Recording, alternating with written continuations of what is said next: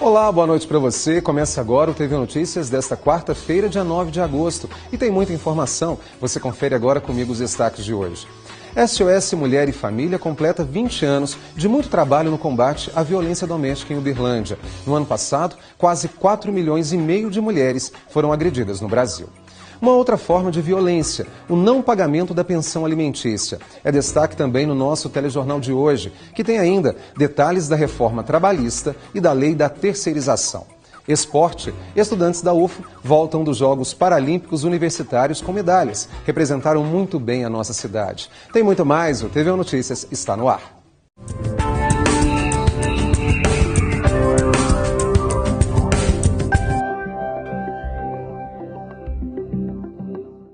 A gente começa o TV Notícias de hoje com números alarmantes. 4,4 milhões mulheres no Brasil foram agredidas no ano passado. A violência contra a mulher é uma realidade crescente no país. Buscar orientação e até mesmo denunciar são formas de reduzir o número de casos. Em Uberlândia, a ONG SOS Mulher e Família oferece serviços que ajudam pessoas que foram ou são vítimas da violência doméstica, conjugal e familiar. 1 em cada 3 brasileiras sofreram algum tipo de violência em 2016. A cada hora, 503 mulheres foram vítimas de agressões físicas no país ano passado. É o que aponta uma pesquisa realizada pelo Datafolha, encomendada pelo Fórum Brasileiro de Segurança. Tem gente que acredita que o respeito ao gênero feminino é uma questão de educação e começa dentro de casa. Respeito é igual para qualquer um. Tanto que eu tenho irmã mulher e a gente convive na mesma base. Tudo que eu tive, ela teve. Nem menos para um, nem mais para outro.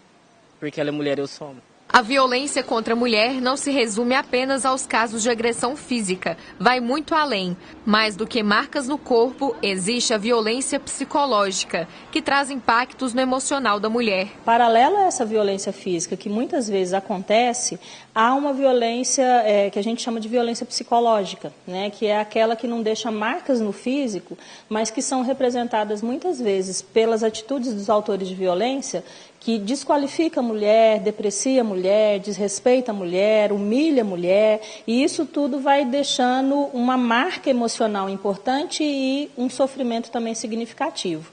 Um marco importante no combate à violência contra a mulher no Brasil foi a criação da Lei Maria da Penha. No dia 7 de agosto, ela completa 11 anos desde a sua aprovação. A Lei Maria da Penha representa um avanço, né? Nós estamos ainda num processo de assimilação das contribuições dessa lei, inclusive porque a gente tem questões tanto históricas quanto culturais na nossa sociedade que colocam em xeque a aplicação da lei, né? O próprio judiciário muitas vezes tem dúvidas ou tem questionamentos em relação à aplicabilidade da lei.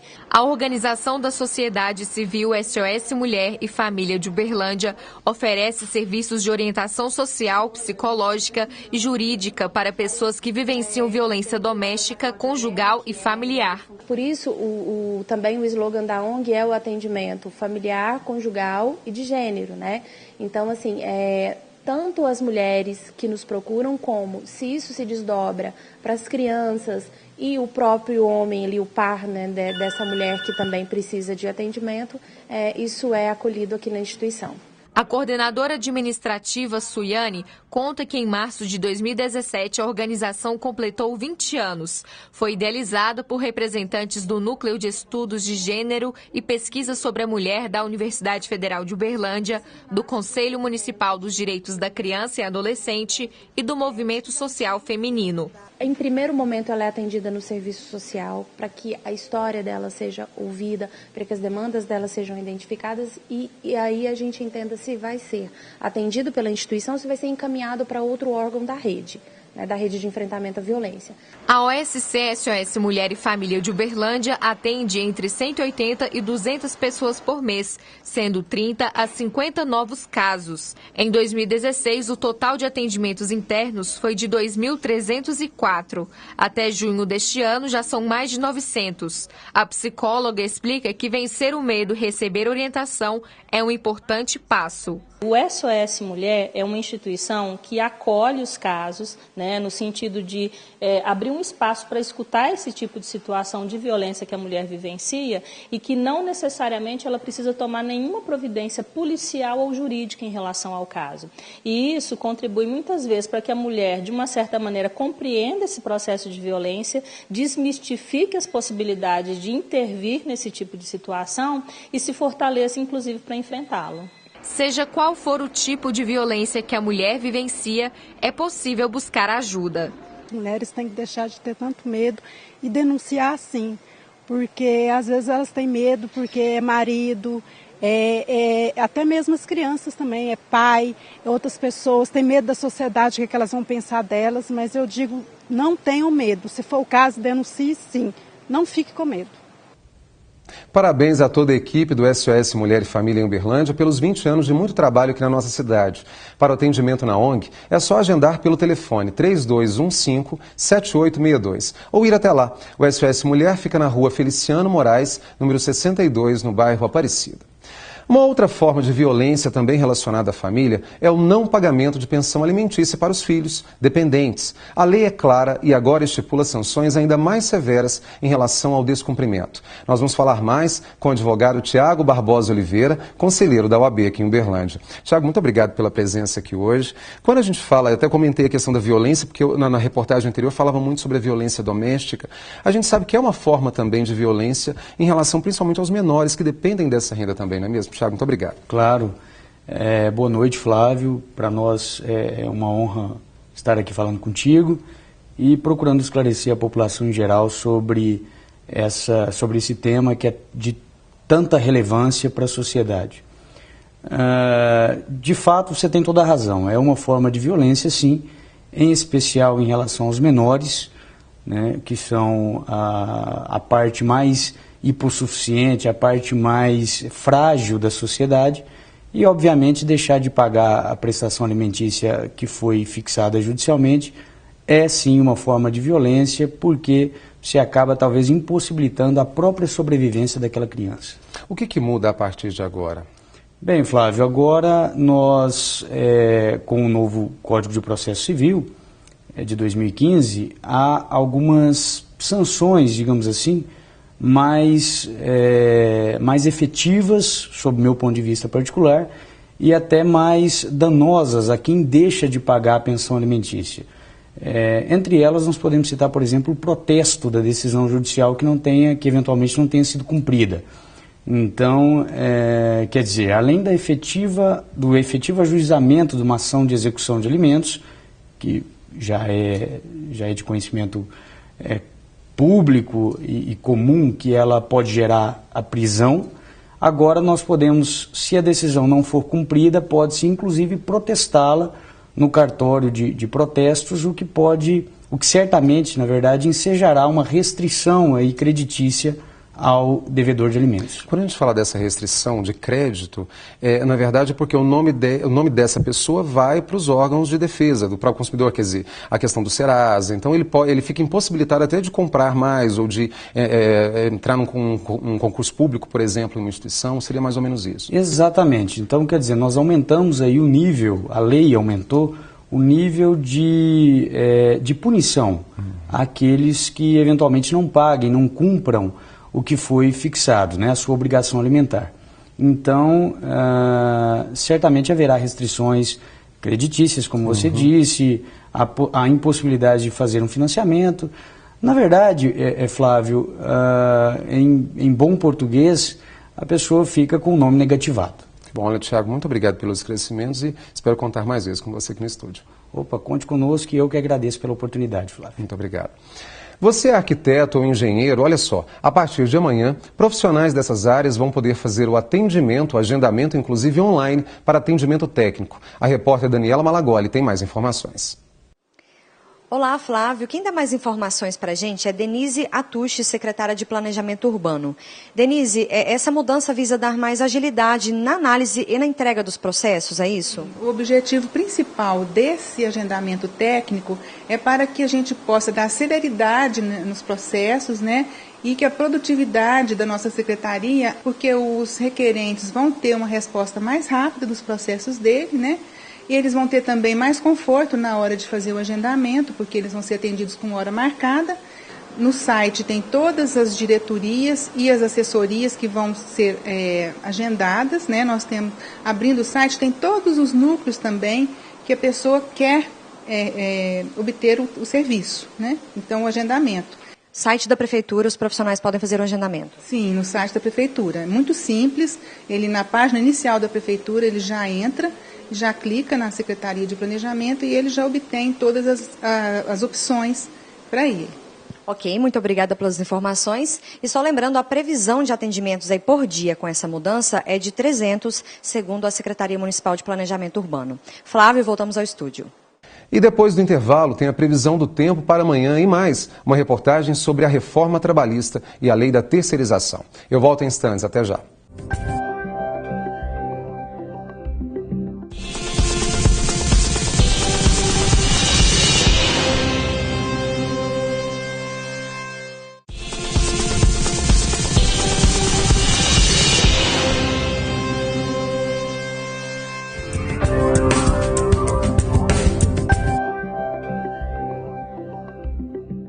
Hoje, no fim da tarde, foi inaugurada uma nova academia ao ar livre lá no Parque do Sabiá. Os visitantes vão poder usar os equipamentos de graça que foram instalados no recanto do IP em uma área de 145 metros quadrados, próxima ao estacionamento da entrada do bairro Santa Mônica.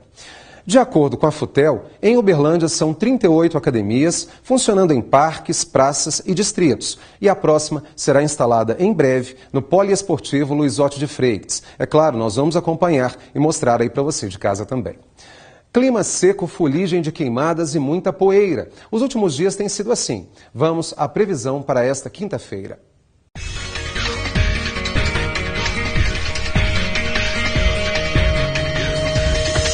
Em Uberlândia, nada de chuva e calor intenso. Mínima prevista é de 19 graus e máxima de 32.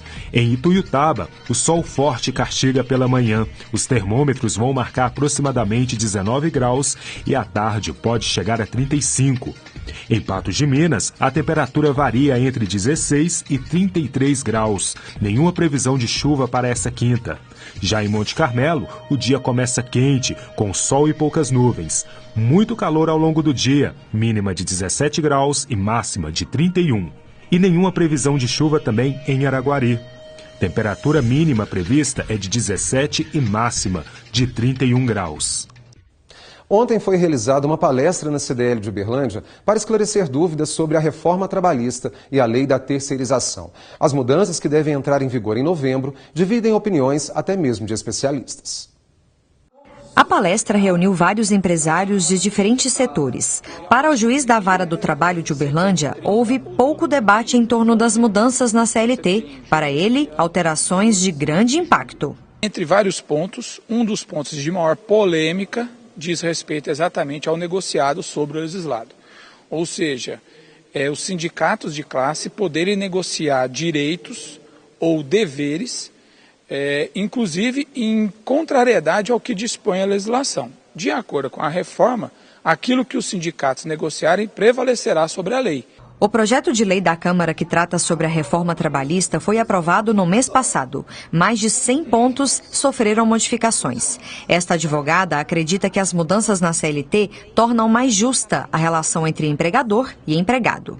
A CLT que nós tínhamos até então, ela já estava vigente há 74 anos. Então, quando ela foi editada, a relação de trabalho, ela era muito diferente do que nós temos hoje. O empregado era parte hipossuficiente. Então, com a modernização, essas leis até então positivadas, elas não mais atendem à realidade nossa. Tem mudanças nas férias e na habilitação profissional do empregado. Como que era até então? As férias poderiam ser parceladas, divididas em até 2 vezes, sendo que um desses períodos não poderia ser inferior a 10 dias. O que muda com a reforma trabalhista? As férias, elas podem ser divididas em até 3 vezes, sendo que um deles não pode ser inferior a 14 dias e os demais não podem ser inferiores a 5 dias. Além disso, as férias não poderão ter início nos 2 dias que anteceda feriado ou final de semana. Em relação à demissão por justa causa, foi incluído mais um ponto. Foi acrescentada uma linha no artigo 482 da CLT, que prevê todas as hipóteses de demissão por justa causa. Então, para aquele empregado que perda a habilitação profissional por conduta dolosa, ou seja, aquela conduta intencional, ele estará sujeito a uma demissão por justa causa. O que é habilitação profissional? É a CNH para aquele que exerce atividade de motorista, a carteira de advogado para o advogado, a inscrição médica para o médico e dentre outras. Outra mudança é que agora está regulamentada a rescisão do contrato de trabalho quando há um acordo entre empregado e empresa. Nesse acordo, o empregado terá direito ao recebimento de metade do aviso prévio, se for aviso indenizado, metade da multa do FGTS e ele ainda terá direito a movimentar, a sacar 80% do fundo de garantia que estiver depositado em sua conta vinculada.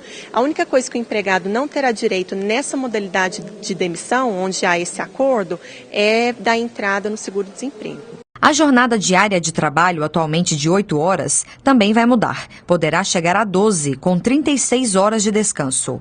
Outra alteração é o sistema de trabalho home office, que agora também faz parte da lei. As horas de descanso do trabalhador durante a jornada de trabalho também mudam. Antes, o empregado tinha direito de 1 a 2 horas. Agora, o período foi reduzido para, no mínimo, 30 minutos. O procurador do Ministério Público do Trabalho orienta que os empresários tenham cautela com o novo cenário. Ele considera drásticas as mudanças e acredita que houve vícios democráticos no debate. O projeto de lei que resultou na edição da Lei 3.467 tramitou de maneira assodada, sem o necessário debate democrático, de forma feita a toque de caixa, eivando o necessário amadurecimento, de modo que, após aprovado, em pouco tempo será necessária a edição de uma medida provisória que o Poder Executivo já sinalizou nesse sentido, para corrigir pontos que desde o debate no Congresso já eram apontados como de necessária mudança. Este empresário participou da palestra. Ele é diretor de uma empresa de transporte coletivo e diz que precisa fazer mais contratações, mas a situação atual ainda não é nem um pouco favorável. Atualmente, 800 funcionários trabalham na empresa do Alaor e ele acredita que poderia gerar mais empregos. Os empresários, em qualquer segmento de negócio nesse país, precisam gerar empregos, precisam movimentar a economia, a população precisa voltar a consumir, para voltar a consumir tem que estar empregada. São 14 milhões de desempregados nesse país, pessoas sem renda e muitas, inclusive, daquelas que estão trabalhando, não trabalham de maneira formal, então também há essa questão da formalização do registro em carteira profissional, do contrato de trabalho. O empresário explica ainda que com a crise econômica, a receita da empresa só vem caindo. Neste ano, a queda foi de 5%. Para o Alaor, o cenário ainda não é o esperado para os empresários e trabalhadores, mas as mudanças são urgentes. O país está no TI, está mesmo. Ele precisa, de fato, rapidamente reagir, começar a gerar emprego, movimentar a economia, e os empresários precisam dessa reforma. Eu entendo que não só empresários, diferentemente do posicionamento de alguns entes da sociedade, os trabalhadores também precisam da reforma, para ter acesso ao emprego. E para quem tem interesse, a Lei 13.467 de 2017 está disponível no site do Planalto, no www.planalto.gov.br.